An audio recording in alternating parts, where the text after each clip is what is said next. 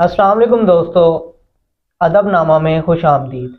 मैं उसामा इरशाद और इमरान हुसैन आपकी खिदमत में हाजिर हैं।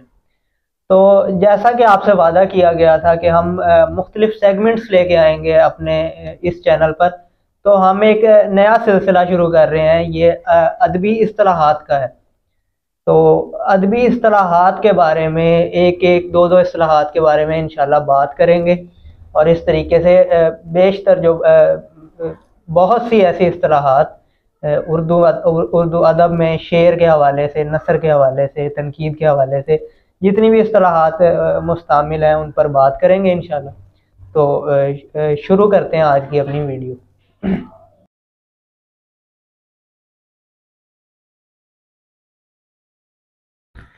जी तो दोस्तों, आज की हमारी वीडियो है इस्तिलाहों के मुतालिक।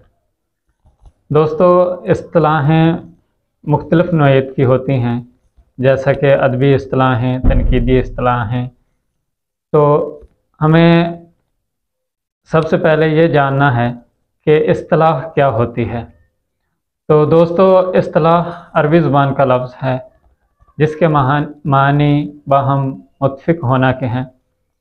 मशाहिर अदब, नाक़दीन अदब किसी लफ्ज़ का उसके मखसूस मानों के बजाय उसे सकाफ़ती, अदबी या इलाकाई हवाले से उसके ख़ास मानी मुतय्यन कर दें और वो अपने उस निस्बत से, अदबी, इलाकाई या सकाफ़ती निस्बत से वो लफ्ज़ मशहूर हो जाए तो वो इस्तिलाह का दर्जा हासिल कर लेता है।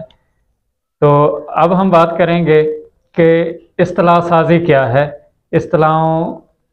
इस्तिलाहें कैसे वज़े की जाती हैं। तो इस्तिलाहों के वज़े करने का अमल मशाहिर अदब जो लफ्ज़ को एक ख़ास मानी देते हैं, उसकी ख़ास डेफिनेशन, उसकी तारीफ़ मुतय्यन करते हैं, तो उसको इस्तिलाह साज़ी कहा जाता है। मुख्तसर ये कि इस्तिलाहों के वज़े करने का अमल, इस्तिलाहों को बनाने का अमल इस्तिलाह साज़ी है। तो दोस्तों, आज हम दो अदबी इस्तिलाहें जो अदब में अपने मखसूस मानों में इस्तेमाल होती हैं, फ़साहत और बलागत। तो आज हम इस हवाले से बात करेंगे कि बलागत क्या है और फ़साहत क्या है, और अदब में ये दोनों इस्तिलाहें किस हवाले से इस्तेमाल होती हैं, इनके क्या मानी लिए जाते हैं और इनका क्या मफ़हूम है।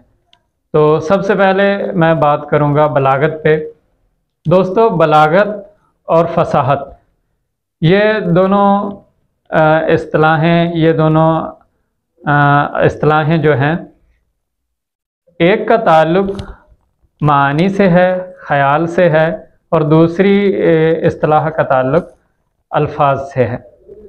फ़साहत का ताल्लुक़ अल्फाज से है और बलागत का ताल्लुक़ आप अल्फाज के मानी से है, ख़याल से है। तो पहली जो हमारी अदबी इस्तिलाह है वो बलागत है। बलागत असल में अल्फाज का वो ऐसा इस्तेमाल है जिसमें कारी तक, सामे तक आपका बेहतरीन इबलाग हो जाए। आप ऐसे अल्फाज का इंतखाब करें जिनके मानी में इतनी वुसअत हो कि आपके इबलाग में कोई रुकावट पैदा ना हो। मुख्तसर ये कि बलागत एक ऐसी इस्तिलाह है जिससे मुराद आप अपने मानी को, अपने ख़यालात को आसानी के ज़रिए बग़ैर किसी रुकावट के कारी तक अपना इबलाग कर सकें, अपना मफ़हूम उस तक मुंतकिल कर सकें। इबलाग या बलागत तहरीर या गुफ्तगू की वो खूबी है जिससे हम अपने ख़याल का, अपने एहसासात का, अपने मानी का, अपने मुद्दा का अच्छे तरीके से इजहार कर सकते हैं और उसका बेहतरीन तरीके से इबलाग कर सकते हैं, ताकि कारी हमारी बात को, हमारे ख़याल को अच्छे तरीके से समझ ले। यानी कि ऐसे अल्फाज का चुनाव जिनके मानी में इतनी वुसअत हो, इतनी जामियत हो कि कारी उस तहरीर को पढ़ते हुए उसके असल मानी तक आसान तरीके से पहुंच जाए। तो ये है बलागत की खूबी। वो ऐसे तमाम अल्फाज, ऐसे तमाम तहरीरें बलागत के ज़ुमरे में आएंगी जिनका मफ़हूम कारी की समझ में आसानी से आ जाए और उनका जो तहरीर करने वाला है उसके दिल में जो ख़याल है, जो मफ़हूम है तहरीर करते वक्त, उसका इबलाग कारी तक वैसे ही हो जाए जैसा कि लिखने वाले अदीब के दिल में उस बात का जो मफ़हूम है। तो ये बलागत है। रोज़मर्रा में हम ऐसे अल्फाज इस्तेमाल करें जो बलीग हों, जिनसे हमारा मुद्दा, हमारा मकसद कारी तक फौरी तौर पर पहुंच जाए।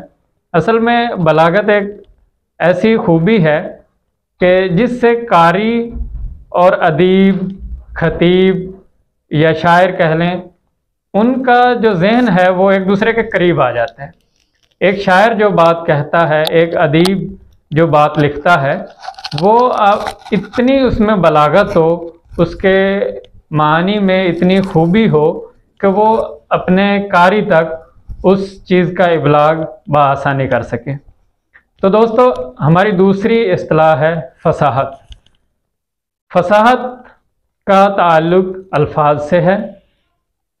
अल्फाज का ऐसा चुनाव जो रोज़मर्रा में मुस्तमल हों, ऐसे अल्फाज का हम अपनी गुफ्तगू में, हम अपनी तहरीर में ऐसे अल्फाज का इंतखाब करें जिनका इस्तेमाल रोज़मर्रा में होता हो और अहले ज़ुबान के यहाँ वो अल्फाज मुस्तमल हों। तो वो अल्फाज फसाहत के ज़ुमरे में आएंगे, उन्हें फसीह अल्फाज कहा जाएगा और वो तहरीर फसीह तहरीर होगी जिनमें अल्फाज रोज़मर्रा के अल्फाज होंगे और उनमें कोई ऐसे अल्फाज इस्तेमाल ना हों जो गैर मानूस हों या दूसरी ज़ुबानों के हों या फिर वो हमारे यहाँ मुस्तमल ना हों। तो इससे ये होगा कि कारी और अदीब, शायर के दरमियान जो ज़हनी फासले हैं वो मिटेंगे और इबलाग बेहतरीन तरीके पर होगा। तो ऐसे अल्फाज का इस्तेमाल किया जाए कि जिनमें फसाहत हो, फसीह अल्फाज हों, ताकि तफ़हीम में, इबलाग में कोई रुकावट पैदा ना हो। शुक्रिया।